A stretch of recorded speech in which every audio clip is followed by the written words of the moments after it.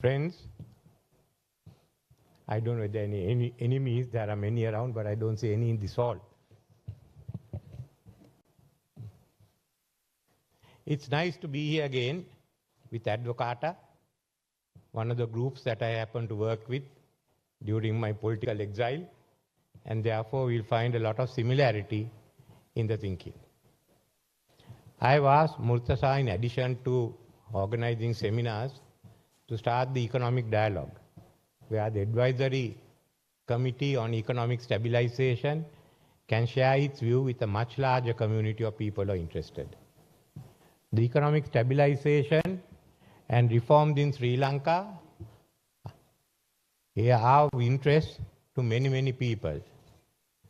But it's not possible for everyone to be accommodated in an advisory committee. Nevertheless, they should not be excluded. And the economic dialogue, the network which we are starting, will reach out not only to economists and people in the business sector, but also to academics, and I hope later on to the smaller chambers and business associations at village level. So where do we start? First and foremost. Well, I won't go through the history of what happened. I'm sure Harsha will do that. And it will save me some time to deal with what we have today. Because the task first is for Sri Lanka to stabilize its economy. How do we do that? This crisis that we face today is a crisis which I look back in history and I found that I did not see such a crisis during the British time, or the Dutch time, or the Portuguese time. And the Portuguese period was one of warfare. The only similar situation that I could come to was the collapse of the Rajarata economy, which led to the drift of civilization back here into the southwest. It's of such proportion. It's hit us everywhere. And how do you go out of it? When the Thai crisis took place, it was called the Tom Yum Goong crisis. I don't know what we call this. Maybe a hodda. That's what we have finally become with our economics. Well, the way out is through the agreements that we have with the IMF. The staff level agreements, first and foremost. I don't think there's any other way out. People talk of alternative measures, but that has not worked. During the Asian crisis of 1997, it was IMF that came forward to look at the reforms. During the 2009 crisis, 8-9 crisis, it was again the IMF. Whether we like it or not, we have to deal with the IMF. This time IMF minus Stanley Fischer. Whether it's a good thing or a bad thing is for each of you to decide. Then first and foremost, we have to enter into the standby agreement with the staff level agreement with IMF. Now this is an issue which the whole parliament has to consider. If any member of parliament or any party says we are not for it, then we have the right to ask, what is your solution? What is your alternative? Because all parties must abide by this agreement. When we are negotiating with the IMF, one of the biggest issues that we have to face is government changes and the policies change. So the first issue is not the substance, but are we prepared? Are we prepared to stand by to support this agreement? If you are not prepared, then the parliament must take the consequence. That is very clear. We can't say we are for half and not for the other half. You have to take the whole thing in full. So this is a matter which not only members of parliament, but people outside parliament must also bring their influence to bear on those who have to take decisions inside Parliament. It may be bitter, but any medicine for recovery is bitter. You have to take injections. So we know the path we have to take. First, we have the staff level agreement. Secondly, and more important, is the sustainable debt. How are we to handle the sustainable debt? First, the foreign debt. And when you look at the official debt, are we getting caught into the geopolitics of the region, of Asia? That's the first issue. Are we getting caught into the geopolitics, or can we navigate our way? So until you settle come to an agreement among the official creditors, it is not possible to go to the London Club.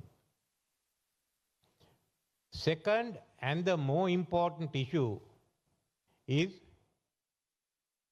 have we got to look at the local debt? Now that has far-reaching consequences. The Lazards, the financial advisors, are looking at both debts. So remember, the first part, we have to look at both the foreign debt and the local debt. It's certainly going to be a difficult time. I won't say no. The first 6 months will be difficult. It will be a period which we have not seen before. But we all have to go through it.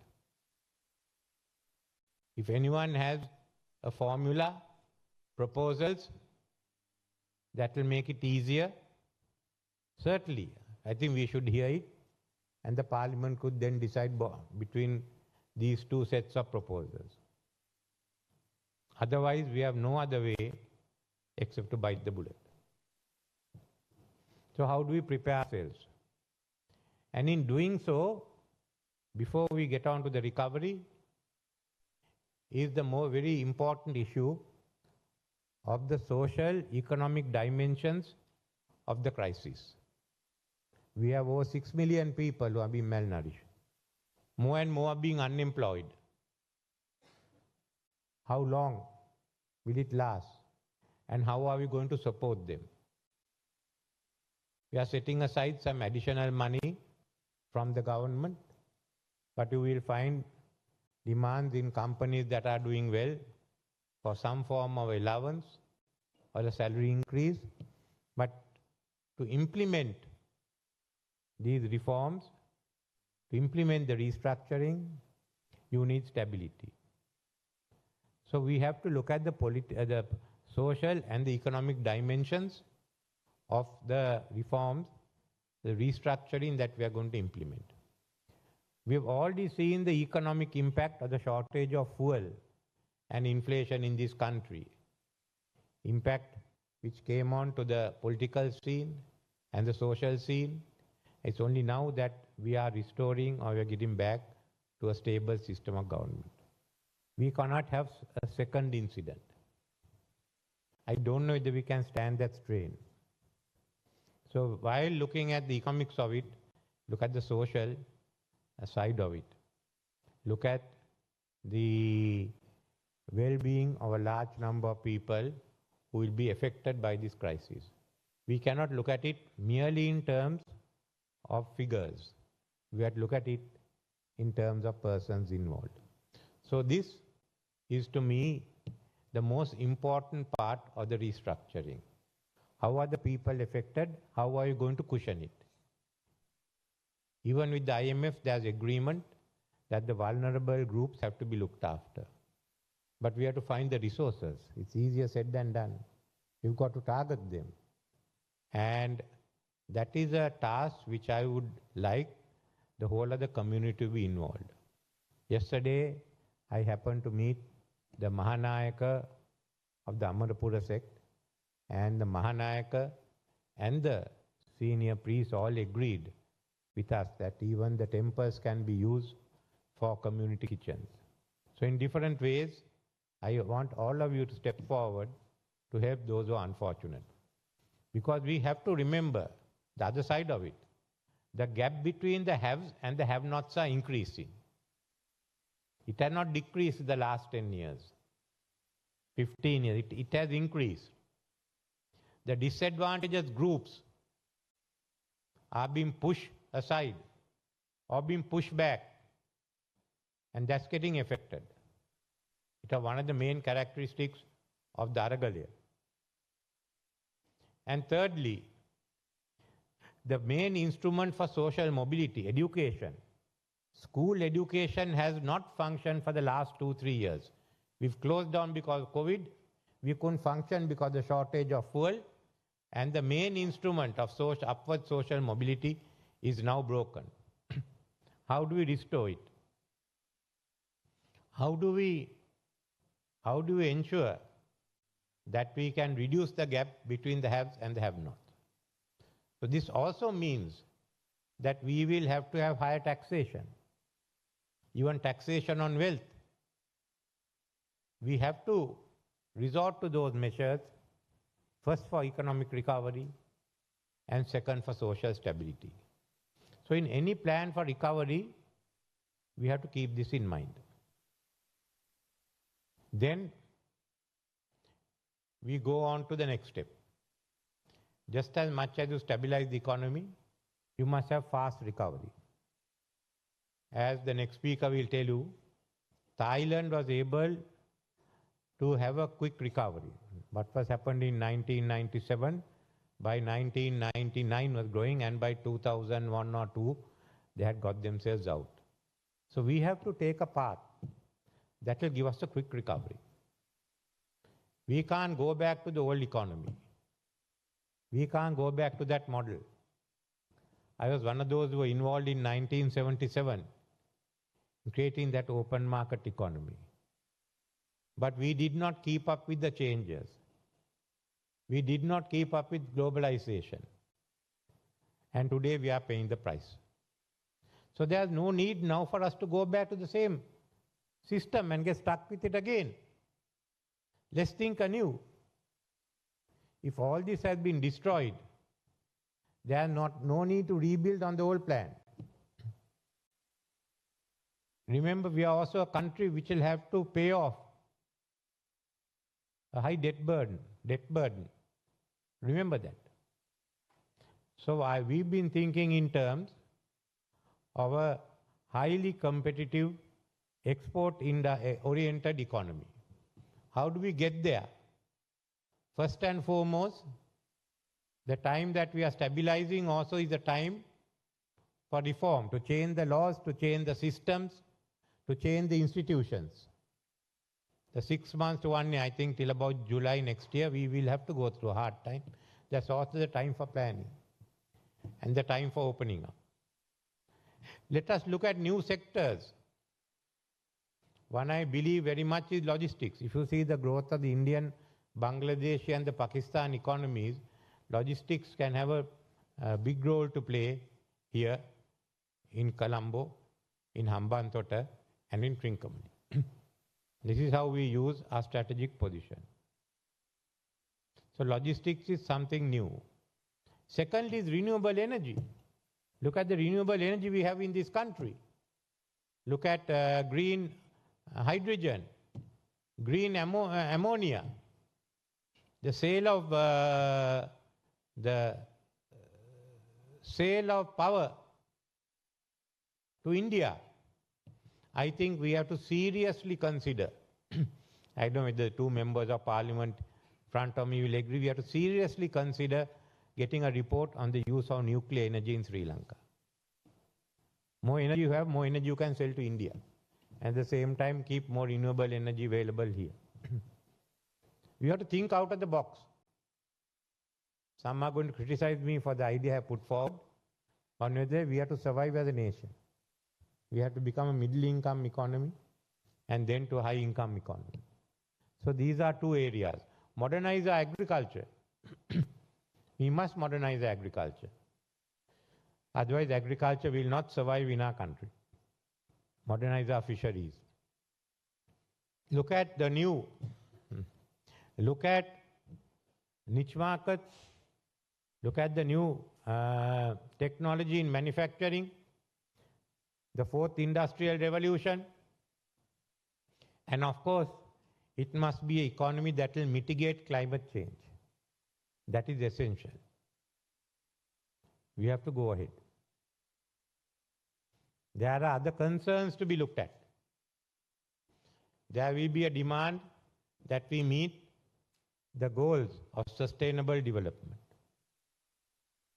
We have to look also at the issue of women, who are half the population of this country, more than half, and their status.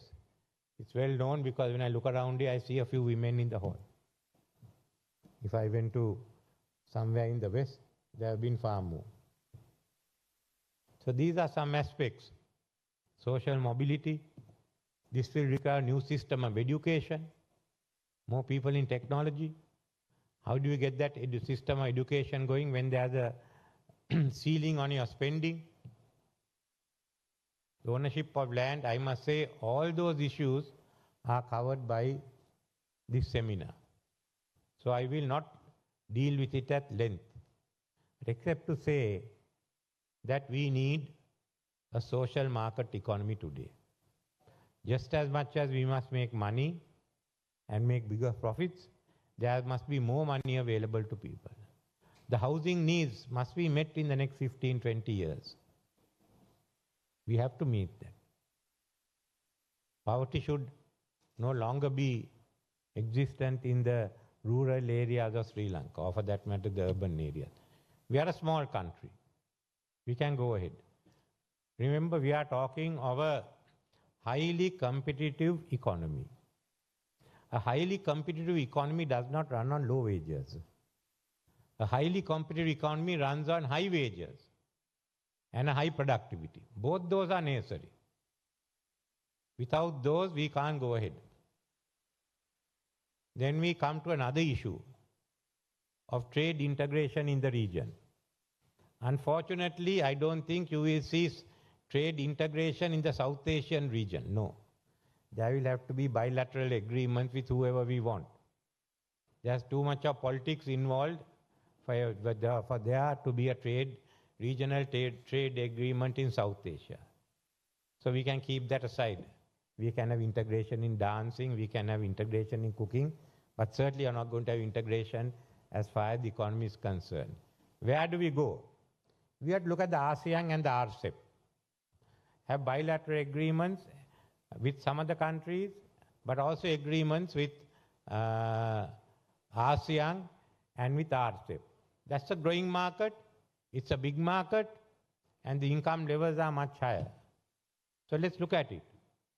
Later on, you can look at Africa, East Africa especially. We must keep our economic relationships with Europe, and we have a UK that is looking for a role as a global Britain.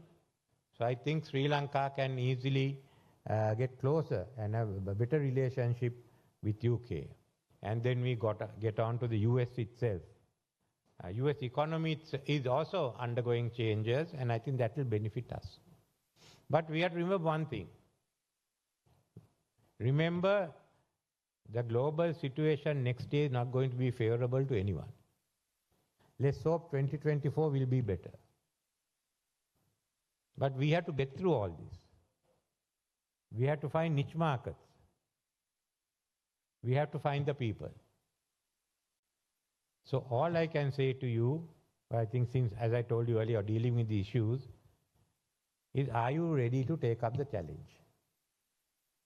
Are you ready to influence other people to take up the challenge? Or are you going to sit back? Many people may not like to hear this, but in 1977 we wanted change.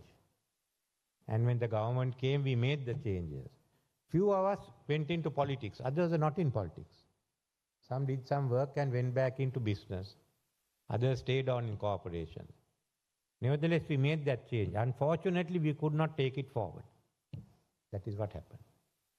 So now we need the change.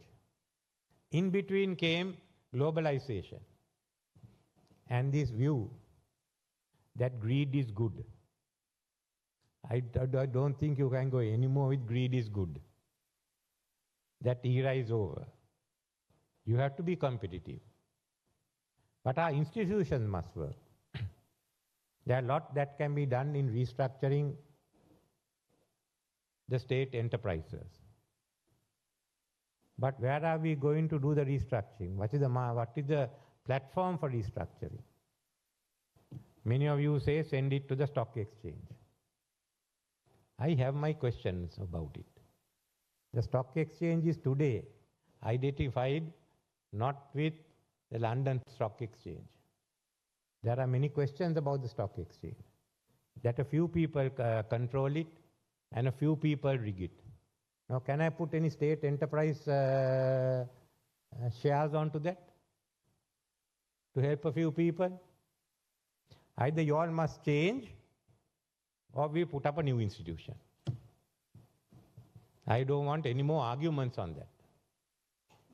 If we are to use the present stock exchange, we must all be satisfied that it is neutral and it will benefit all. Because this is a country in which all the people must benefit.